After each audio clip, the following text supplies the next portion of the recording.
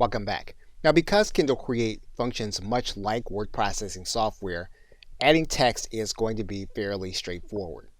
You're going to place your cursor where you're going to be adding the text. And what you're going to do then is you're going to write the text as you would or as you like it to be seen. And of course, if you want to make changes to the paragraph, you can do that. And your text is then added to your document. Now, if you don't like the text that you added, all you need to do is to click the undo button,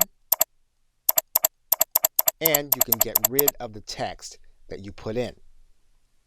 You can also paste in text from your clipboard.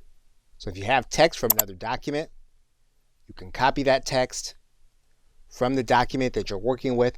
You can head back to Kindle Create. You can insert your cursor, and then you can go to the edit command.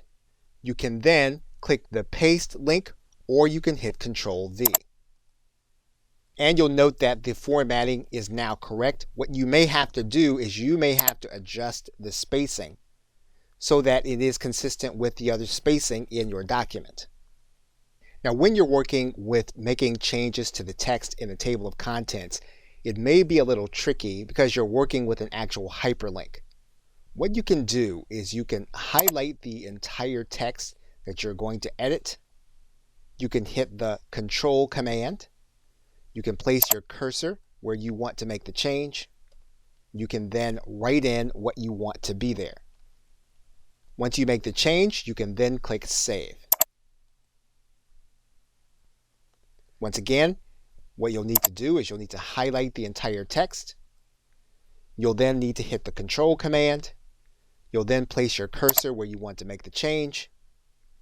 You will then put your text in that you want. And then once you've made the change, you can then click Save. Now, if you make changes to the table of contents, you are going to want to make sure that you are consistent with your chapter titles. Okay, so with that, thanks, and I will see you in another video.